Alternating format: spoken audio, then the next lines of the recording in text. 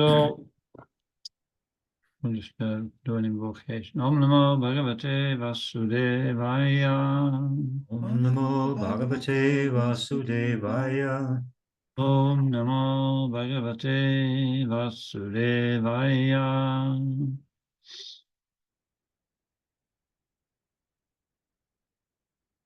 Om Namo Bhagavate Vasudevaya.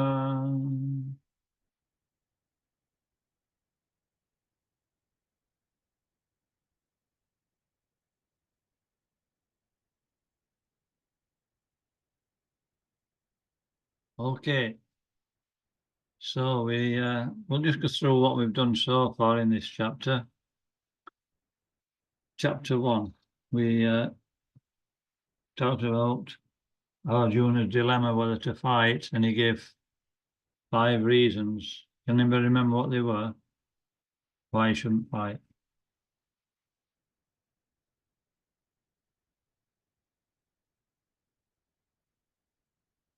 You've got to put your mics on if you want to answer. Can anybody remember one of them? There was kind of a social aspect, wasn't there? What? There was kind of a social aspect, wasn't there? If there was a war, it would be bad for society. Well, you mean that destruction of dynasty? Yeah. Yeah, there wouldn't be any elders left to keep everybody in check and make sure they did their religious duty and different, ritualistic ceremonies, which, yeah. Any others? He didn't want to kill his elders, did he? Why? Because it's get bad karma for it. Yeah, it's sinful. He thought it'd be sinful to kill his enemies. What was another one? Any other?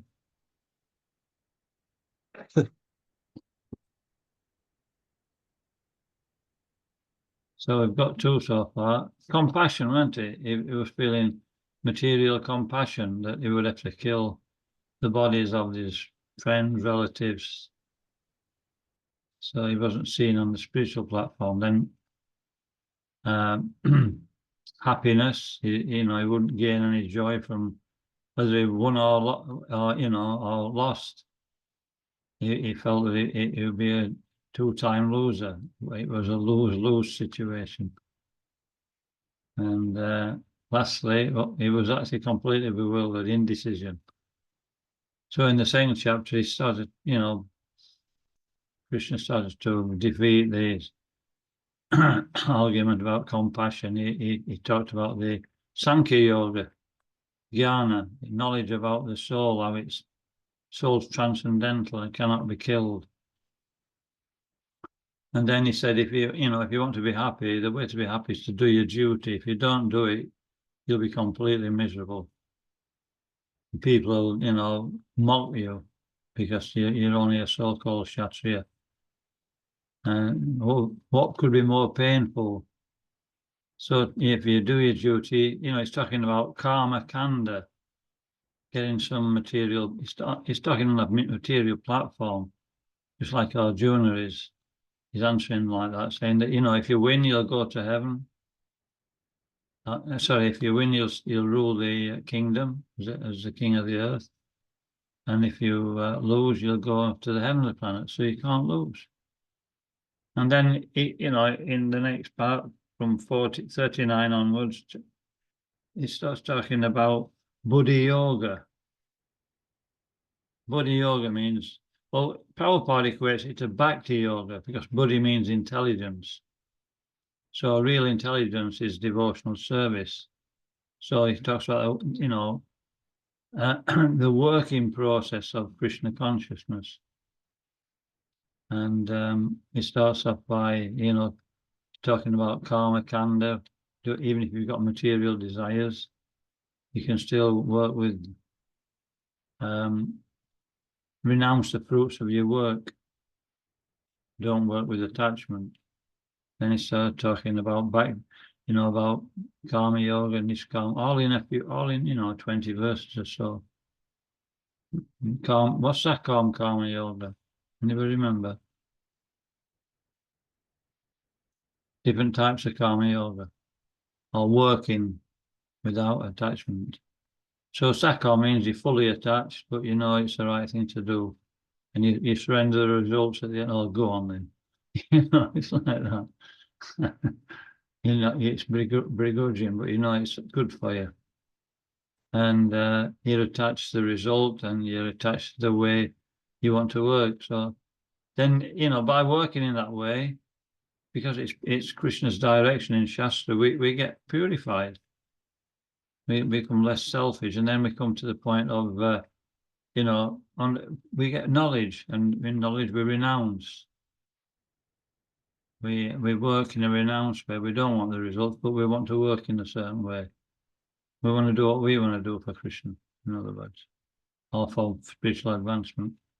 And then towards the end, it talks about, you know, text 64 about Kevala Bhakti. That means in that verse it says, a person who's performing that kind of bhakti, he won't do something which he would ordinarily do if Krishna doesn't want him to do that, or if the spiritual master doesn't. And if he, you know, if Krishna wants him to do something, he'll do it even though he didn't want to do it. I remember on the Bhakti course, you know, we went on a, did I tell you about this? We went on a Harinam, we came back, and we came back into the, you know, they just put the prasadam out. And, you know, as soon as we came into the building, we could smell the prasadam. And the Bhakti leader, he started going the other way. I thought the prasadam's that way, not this way. So there was some attachment there. It weren't, you know, I weren't following, at least internally, I weren't very pure. Okay, and then, you know, it talks about the obstacles, you know, to devote lost. And he says if we're in, and that finishes the second chapter, pure devotional service. But it talks about everything. And then, you know, third chapter is called the contents of the Gita summarized. And then third chapter, this is called Karma Yoga, so details about working with detachment. Even if you're a demigod worshipper, you know, in that worship, it includes Vishnu. So Vishnu in Yagya. So when it includes Vishnu, it's successful. There'll be some positive result. If we're just worshiping the demigods without that sanction, you know, just according to what we want, then it's actually sinful. It won't make us, it won't advance us. So we have to follow Shastra.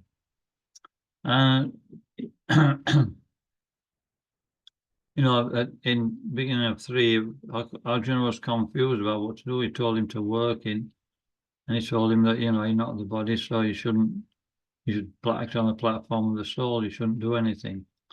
Sankhya yoga and karma yoga, working and not working. And so Arjuna asked the question, what do you want me to do, you know? And he said, work, karma yoga.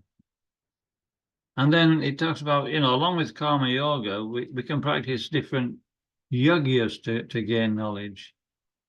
You know, the 4th chapter starts talking about transcendental knowledge, how leaders of society protect us. The king's supposed to be the one who protects us from lust so we can make spiritual advancement.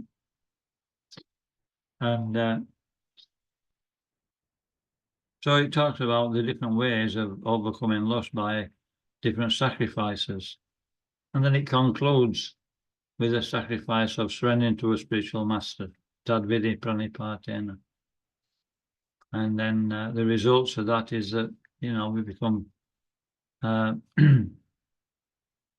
it mentions that we become free from material attachment and we obtain our spiritual position. And then last week we did Karma Yoga, action in Krishna consciousness. So that means that, you know, we renounce results, but we know what we're doing. We know what we're trying to obtain. We've got knowledge now, and that's called Nishkam Karma Yoga. That means we work as we want to work, according to our propensity, but without attachment to the results. And by that process, we can come to understand the absolute truth. Bhaktaram Yagatapasam Sarva Loka Maheshwaram Suridam Sarva Bhutnam Jatnamam Shanti Mishtil. You know, Krishna's the enjoyer of everything, is the benefactor of everybody, and is the owner of everything. So we have no choice, really. And it says we can, by Nishkam Karma Yoga, work in process, we'll eventually come, when we've got knowledge, we'll want to meditate on the goal. So it mentions that, you know, it mentioned at the end of the 5th chapter about Ashtanga Yoga, meditation, because that's the standard way that most people would do it. And so now we're going to start the, so it's going to expand on Ashtanga Yoga in the 6th chapter, or Jnana Yoga. Jnana is one of the stages of Ashtanga Yoga.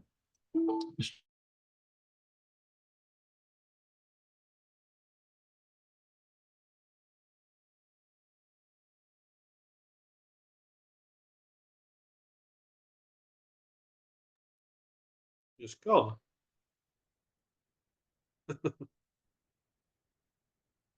Oh, I don't know what happened. He'll be back in a minute, no doubt. Might just take a minute to reconnect.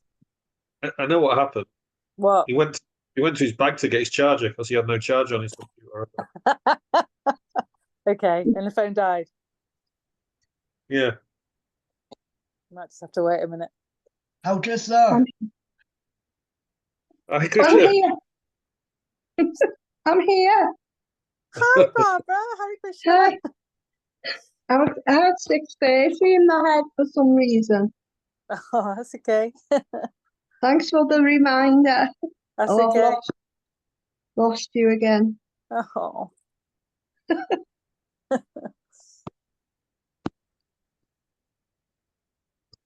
That's it.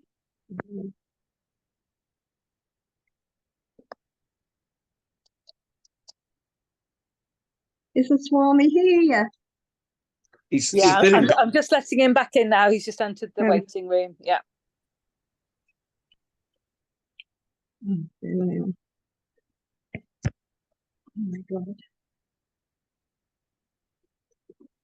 Oh,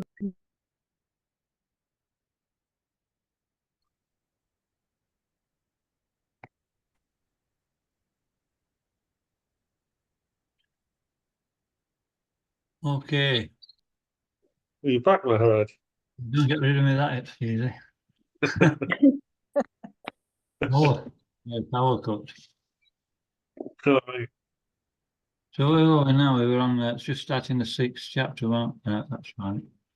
Yes. And we're saying jhana. Jhana means to meditate, so that's part of Ashtanga Yoga. So that's the goal. We know what we should achieve now. We've been performing Nishkam Karma Yoga. In other words, working without attachment to, in our case, the goal of life, Krishna. As we said before, sometimes people don't understand the goal, and they still perform these different levels of karma yoga, but due to lack of knowledge, they think the absolute truth is impersonal, but they still work with detachment. So, somebody like that, they would start to meditate on, they would start to perform Ashtanga yoga, but I don't know whether you've seen an Ashtanga yogi. They sit in a lotus position, and they meditate for many hours, or for a long time. But you can't do that straight away, and you've got to gradually train the body to sit in the right position. All the airs in the body's got to flow nicely. Then the mind becomes peaceful. It's like there's yama and niyama. These are do's and don'ts. We have to follow. Maharaj, can you turn your camera on?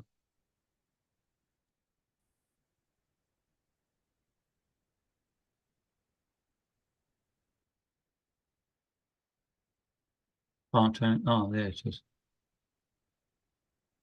asana, the way we sit. Can you hear me? Okay. Asana, the way we sit, then pratyahara, pratyahara. We start to take the mind away. You know,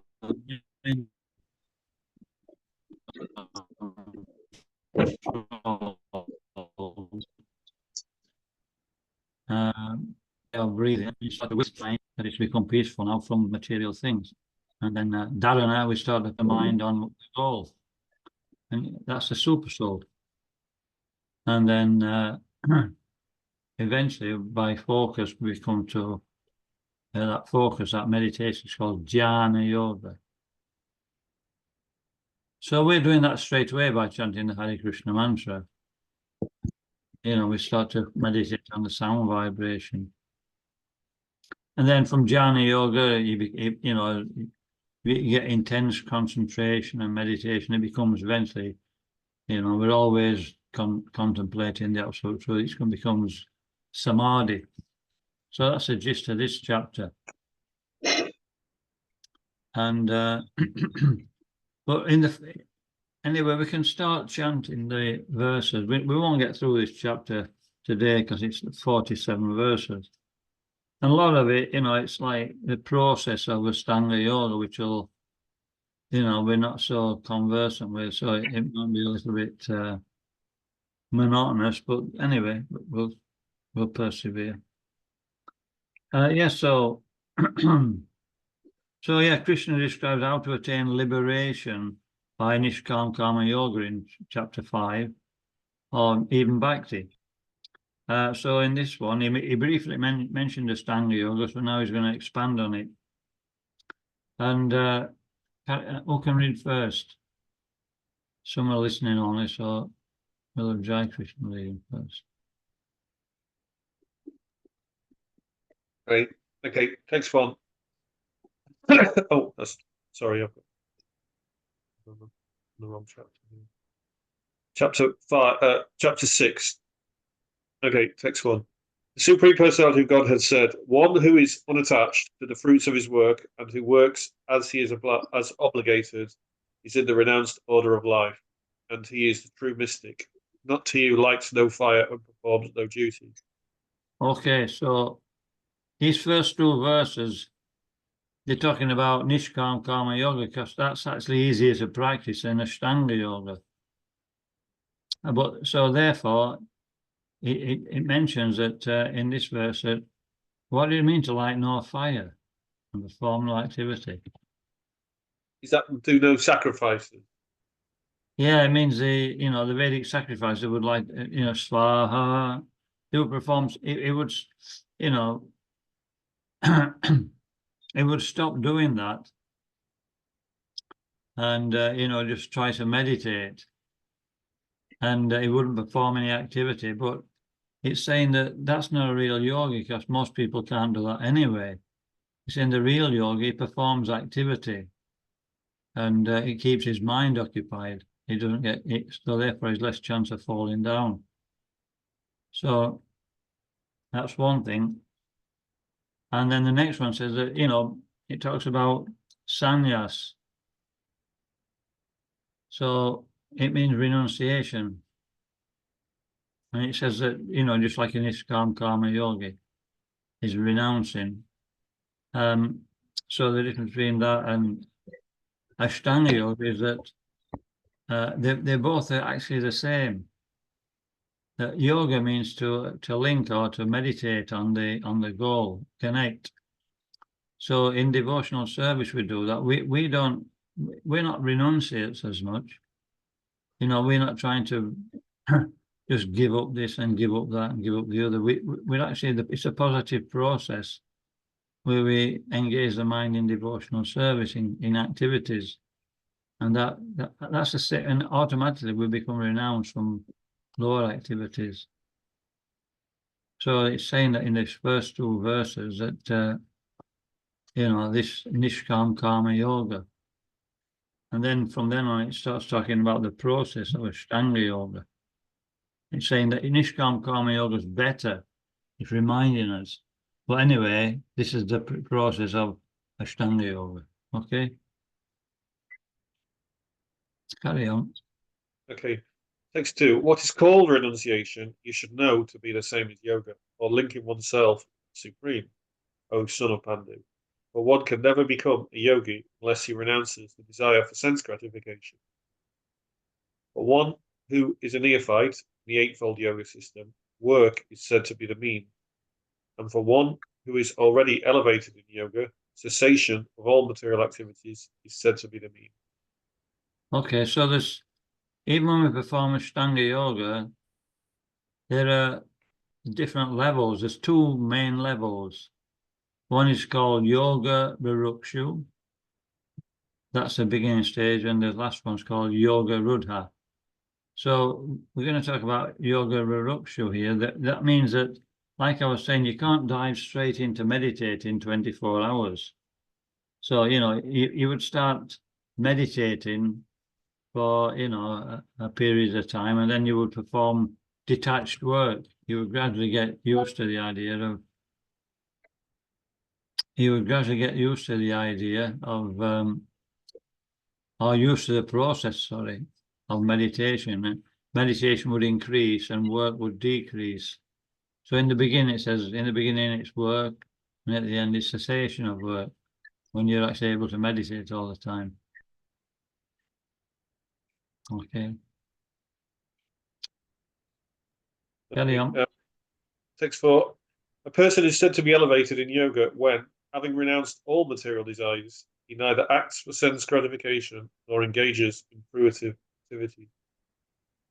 One must deliver himself with the help of his mind and not degrade himself. Mind is the friend of the conditioned soul and his enemy as well. Okay, so this is starting a section on, you know, the whole point is to control the mind and focus it on what we want to obtain. So it's talking about the mind now. Well, and shall we change readers? Can do. Okay, maybe Don can read next. Yeah. For him who has conquered the mind is the best of friends. But for one who has failed to do so, his mind will remain the greatest enemy. For one who has conquered the mind, the supersoul is already reached, for he has attained tranquility. To such a man, happiness and distress, heat and cold, honor and dishonor are all the same. A person is said to be established in self-realization and is called a yogi or mystic when he is fully satisfied by virtue of acquired knowledge and realization. Such a person is situated in transcendence and is self-controlled. He sees everything, whether it be pebbles, stones, or gold, as the same. A person is considered still further advanced when he regards honest well-wishers, affectionate benefactors, the neutral meditators, the envious, friends and enemies, the pious and the sinners, all with an equal mind. A transcendentalist should always engage his body, mind, and self in relationship with the Supreme. He should live alone in a secluded place and should always carefully control his mind. He should be free from desires and feelings of possessiveness. Okay.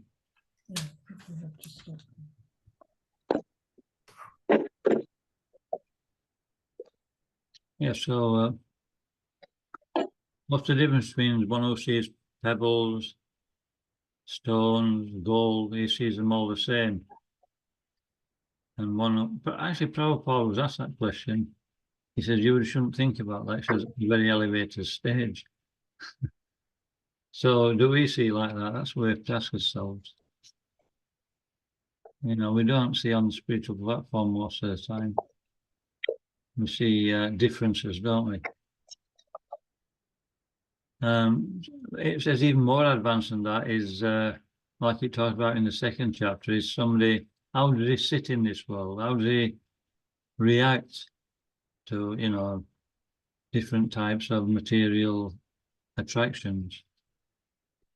And then, you know, it says he actually, like a toy, he withdraws from that.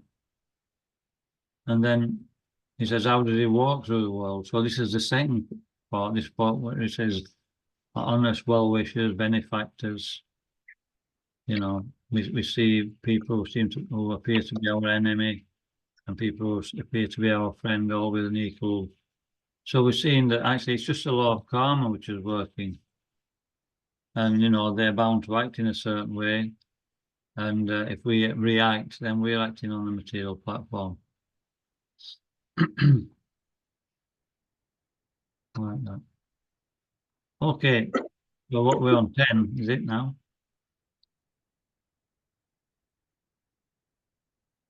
Okay, you're actually muted. Maybe Sita Takarani can.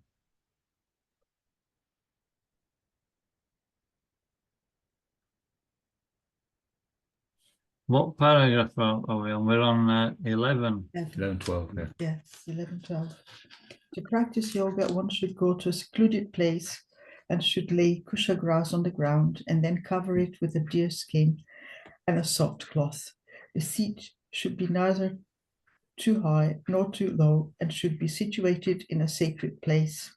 The yogi should then sit on it very firmly and should practice yoga by controlling the mind and the senses, purifying the heart and fixing the mind on one point.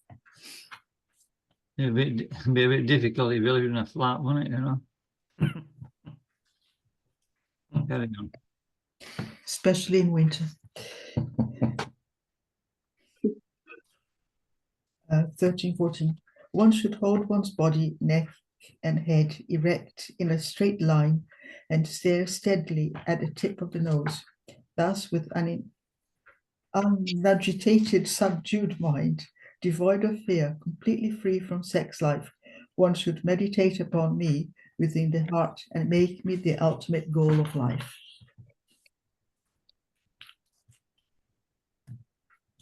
Carry on. 15. Thus, practicing control of the body, mind, and activities, the mystic transcendentalist attains to the kingdom of God or the abode of Krishna by cessation of material existence. 16. Okay, so that's in another section. Sorry. Stop. Okay. So that's the yoga rarukshu, you know, the actual practice. And eventually, you know, we'll come to the yoga rudra, which means meditation or dhyana. Not meditation, constant meditation, which is samadhi. So this 16 or 17, it's talking about, you know, practical recommendations if you're practicing yoga. I mean, even in Krishna consciousness, we have to be careful what we eat. I mean, in the beginning, when you're young, you can eat anything, you know, as much as you want. But later on, you know, it's not like that. It's too much suffering if you do that. So you have to so by nature's arrangement, when you get older, you have to control the senses. So a yogi would definitely have to do that, you know. And it says what? Just anyway, read it next. Maybe Barbara can read next. Okay. There is no possibility of one becoming a yogi or Arjuna if one eats too much or eats too little, sleeps too much or does not sleep enough. He who is regulated in his habits of eating, sleeping, recreation, and work can negate all material pain by practicing the yoga system. When Yes, the yogi Yes, so, you know, in the beginning of devotional service, when you're on the bhakti course, especially, you know, everybody's trying to, you know, if you flip-flop, you know, one day you eat too much, so the next day, you know, you hardly eat anything. And, you know, it's difficult because the tongue's always going, the belly's always going. So, you know, it's important to have, you know, Prabhupada often said, just eat what you can actually digest, and you keep good health. And you know, you keep your actually mind's not dulled by too much eating too much. The blood goes to, you know, digest in the stomach instead of being balanced and giving you, you know, mental energy. Okay. When the yogi, by practice of yoga, disciplines his mental activities and becomes situated in transcendence, devoid of all material desires, he is said to be well established in yoga. As a lamp in a windless place does not waver, so the transcendentalist, whose mind is controlled, remains always steady in his meditation on the transcendent self. In the stage of perfection called trance or samadhi, one's mind is completely restrained from material mental activities by practice of yoga. This perfection is characterized by one's ability to see self by the pure mind and to relish and to rejoice in the self.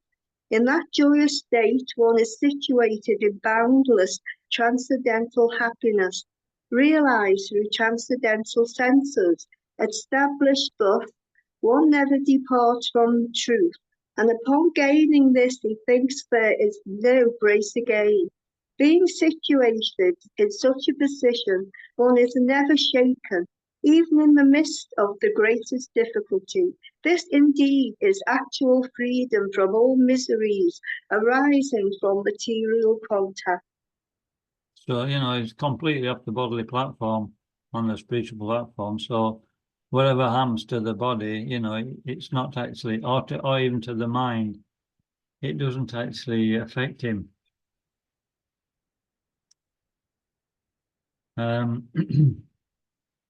So we come to another junction in this chapter, and now we're on to the stage of perfection, realization of the super soul. This is the next two verses, so you can read them, Mataji. One should engage oneself in the practice of yoga with determination and faith, and not be deviated from the path. One should abandon without exception all material desires born of mental speculation, and thus control all the senses on all sides by the mind. Yeah, it says this in the second chapter as well. That, ask the question, what's the symptoms of a state of deer, one who's fixed in transcendence? And it says, he's not affected by, material temptations or things which come to the mind. He's got strong intelligence and conviction. This will be in the next verse. Carry on. Gradually, step by step, one should become situated in trance by means of intelligence, sustained by full conviction, and thus the mind should be fixed on the self alone and should think of nothing else. Okay, From wherever sorry, put it in right. again. Shall I carry on? So yeah, this 26, it's talking about the mind again now, the practical way, Yeah. and the effects of controlling the mind. Carry on, then. From wherever the mind wanders, due to flickering and unsteady nature, one must certainly withdraw it and bring it back under the control of the self. The yogi whose mind is fixed on me verily attains the highest perfection of transcendental happiness. He is beyond the mode of passion. He realizes his qualitative identity with the Supreme, and thus he is freed from all reactions to past deeds. Okay. So this is a Brahma Bhuta stage. Realization of the self. Brahma Bhuta Prasanatma, it says in the 18th chapter. One who's transcendently situated in anger or lament is completely happy, peaceful. But he may not actually have contacted Krishna at that point, so he can't maintain that. So, but a devotee, he's come to that stage by practical devotional service. So it's actually, that's explained in the next verse in the 18th chapter. And this is called Brahma Samsparsha, or, actual practical realization of our spiritual nature. Okay. What we're on now, 28. Yeah. Okay, we'll change it. I think we've got one to just Kirti Vyas Prabhu or Mataji. I'm not sure which. Would you like to read? Or do you want to be a Hare listener? Krishna. Hare Krishna, everyone. Text 28. Thus, the self-controlled yogi, constantly engaged in yoga practice, becomes free from all material contamination and achieves the highest stage of perfection, perfect happiness in transcendental loving service to the Lord. Text 29. A true yogi observes me in all beings and also sees every being in me. Indeed, the self-realized person sees me, the same Supreme Lord, everywhere. Text 30. For one who sees me everywhere and sees everything in me, I am never lost, nor is he ever lost to me. 31. So what stage of devotional service is that? There's three kinds of devotees: Kanishta, Madhyam, and Uttama. One's go on. Uttama. It is Uttama. Is that a guess or it is actually, but what Uttama, he always sees everything in relationship to Krishna. Madhyam, he sees differences, and Kanishta, you'll see Madhyam will see a difference between the Lord and the devotee, the non-devotees, the innocent, and so he acts in different ways towards them, in suitable ways, to help them become Krishna conscious. And then the Kanishta, he's just interested in his own advancement, and therefore he's not very advanced. Okay. We're on to 30. What is it? 29. 30, 31. Oh, sorry. Such Oh, yeah. Carry on. Okay. Such a yogi who engages in the worshipful service of the Supersoul, knowing that I and the Supersoul are one, remains always in me in all circumstances. He is a perfect yogi who, by comparison to his own self, sees the true quality of all beings in both their happiness and their distress. O Arjuna. Arjuna said, O Madhusudana, the system of yoga which you have summarized appears impractical and unendurable to me, for the mind is restless and unsteady. Okay, so this is a new section.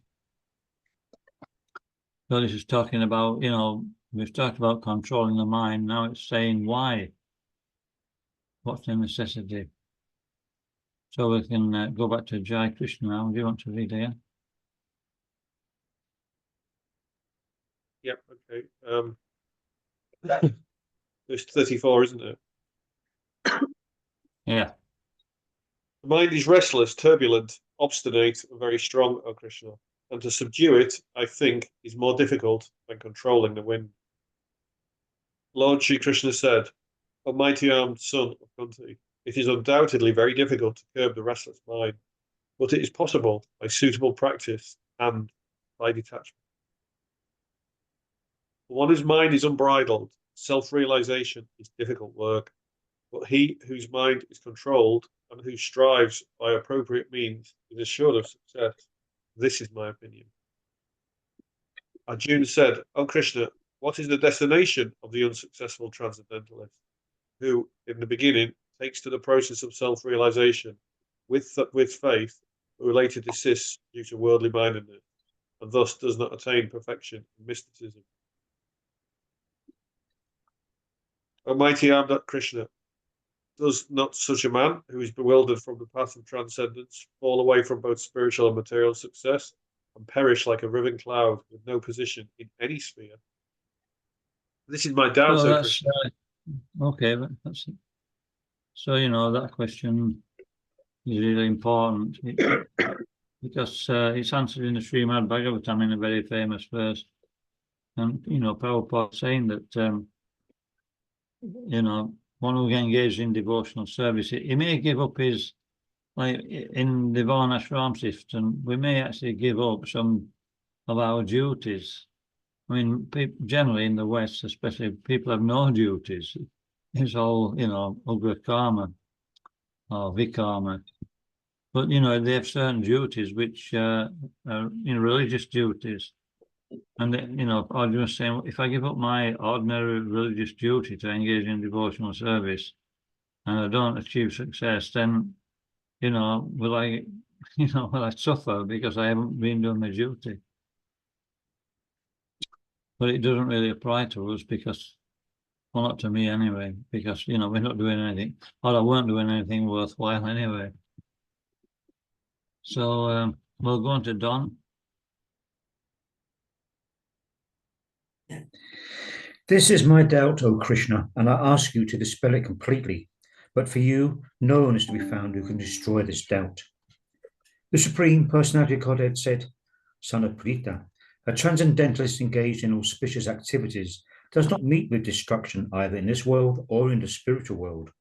One who does good, my friend, is never overcome by evil. The unsuccessful yogi, after many, many years of enjoyment on the planets of the pious living entities, is born into a family of righteous people or into a family of rich aristocrats.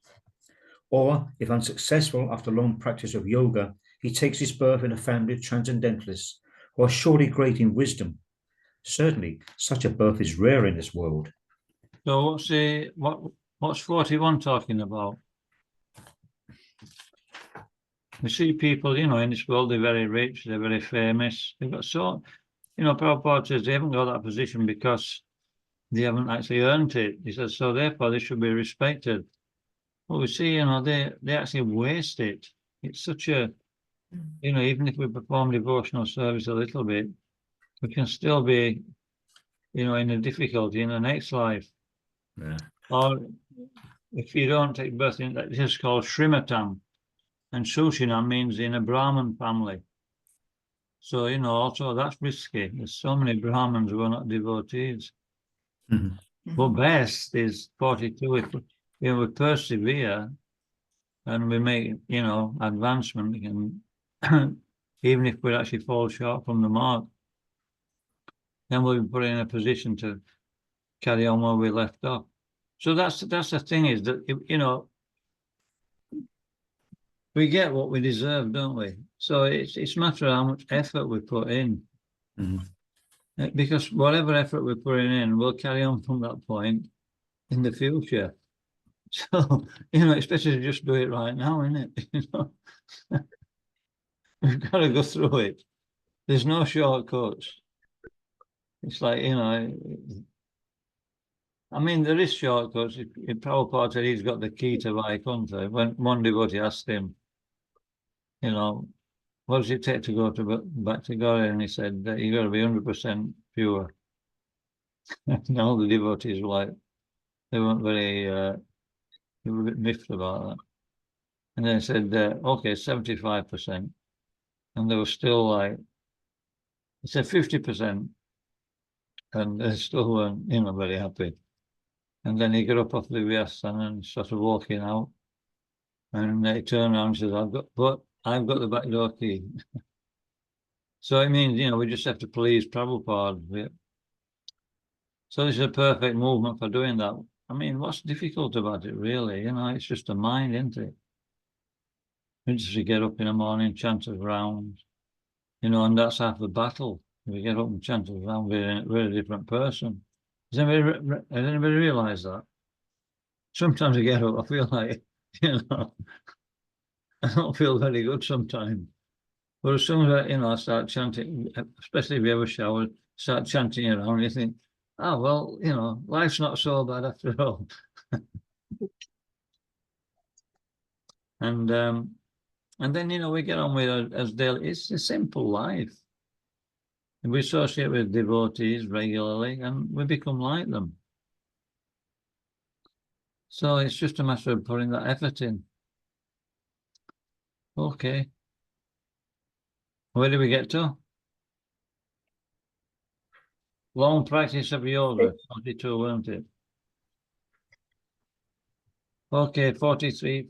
I say, even we see, Gurukulas, they're actually, you see them, sons of other devotees. That's what it's talking about, born in a transcendental family.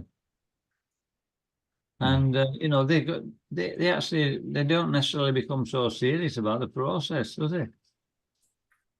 They get sidetracked by the material energies quite often.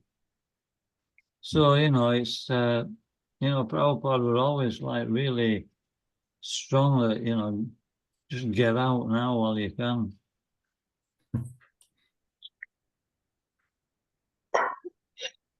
Okay. So 43. Who's Don, you want to read? Yep. On taking such a birth, he revives the divine consciousness of his previous life, and he again tries to make further progress in order to achieve complete success, or samkuru. By virtue of the divine consciousness of his previous life, he automatically becomes attracted to the yogic principles, even without seeking them. Such an inquisitive transcendentalist stands always above the ritualistic principles of the scriptures. And when the yogi engages himself with sincere endeavor in making further progress, being washed of all contaminations, then ultimately achieving perfection after many, many births of practice, he attains the supreme goal. A yogi is greater than the ascetic, greater than the empiricist, and greater than the fruity worker. Therefore, O Arjuna, in all circumstances, be a yogi. And of all yogis, the one with great faith, who always abides in me, thinks of me within himself, and renders transcendental loving service to me, he is the most intimately united with me in yoga, and is the highest of all. That is my opinion. Right. So that's back to yoga. And, when we think about it, I think I might have used this example before. When I first started practicing devotional service, and anyway, let somebody else have a say. Has anybody got anything to say about that? Realization. Like that last verse was saying, thinking of Krishna within and seeing it, his work externally. Actually, I was, I'm in Georgia now, in Tbilisi, and there was one devotee in the temple. I was talking to him. He's only been practicing for a couple of years. I don't think he even chanted 16 rounds yet. He said, but they were in front of the deity, and the kirtan was going on, and he noticed Krishna's, Lord Gauranga's garland, and just for a moment he thought, wow, that's really nice garland. And then he stopped himself. He thought, I shouldn't ogle and want something, which is actually Krishna's. I should. But inside he thought he'd like to wear it. And then the kirtan finished, and they were just walking out the door, and the Pujari walked up to him and said, and give him the garland.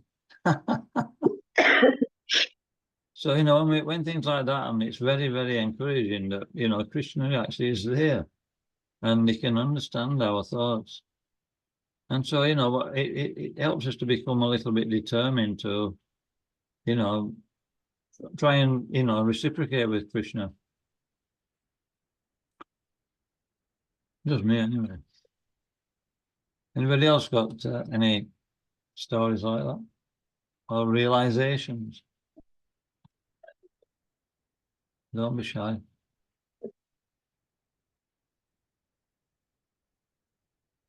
Actually, I had a similar thing. When eventually I got Brahmin initiation, and I thought, I was on the altar. It was the first day on the altar. And I thought, now I can touch Krishna, you know, I touch the deity. And I thought, I better not, you know. So I wasn't so sure that I should do that, you know. And so at that very moment, I was just turning away, and this devotee, it was back to Vantamana, you know, how they've got the steel gates. And he was the older devotee. He says, he's gone, you know, I went to Sanya, and he said, Abai. I said, what? He says, get me that rose from Krishna's feet. So and I realized, you know, that same thing. You know, we all have experiences where, you know, it can't be anything else but Krishna, you know what I mean? It's not it's something which it's just too coincidental to be anything else. I mean, how do we get to the movement? I mean, we were a long way away, mate. Well, anyway. And somehow or other, there was a little bit of spark of wanting to make some advancement, and you know, we got all opportunity. So what a speaker now, you know. Now we're practicing regularly. We're well on the way, and so this chapter's jhana. So this is a real working devotional service, isn't it? To actually focus on what we're trying to achieve. Focus on the service. That's the first thing. And if we keep focusing on the service, eventually we'll become more and more aware of Krishna's presence. And I know when I first visited, it was Chaitanya College. I don't know if anybody remembers that. Maybe Jude remembers that. It was a big temple. It was a huge mansion, actually, Croom Court. So just the name itself, she does, yeah. Croom Court. You know, it's where all the gentry used to go, and they used to have big banquets, and they used to come in the, you know, the posh gear. And they're probably about 200 years old. So, you know, the movement actually purchased that. And I forgot what I was talking about now. I got so much into Croom Court. What were we talking about just now? Oh, that's right. Yeah, right. I'm back on it now. And anyway, I went there, and you know, the first weekend I went, and it was just like full on devotional service. You know, there were no work or anything. I went Friday and I came back Monday. But you know, it was like Mangalati, you know, then Prashadam, then out on Harinam. Actually, I didn't go out the first day. I thought, forget it, I'm not going, I'm not making a fool of myself. Later on, I tried it, and you know, just full on devotion. And by the end, when I come to driving by, the Mahamans were just going around my head all the time. You know what I mean? So you know, for a devotee who's we don't realize what's actually happening. That if we're chanting regularly, following the process, that the you know, the consciousness is being very much affected. And we just have to tap into that even more and more until we become more aware of that, you know. It's going on in the background. Okay. Anything else?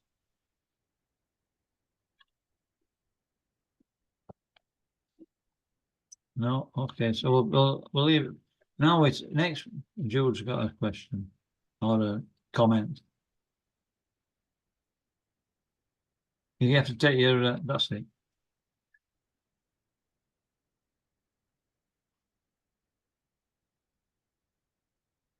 You turn your volume up. If you're speaking, there's nothing coming through.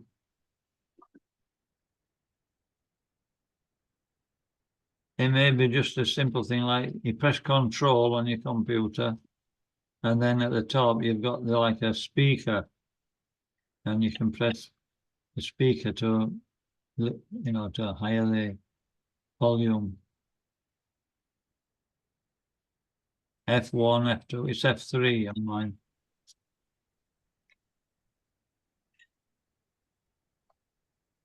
Okay. No joy.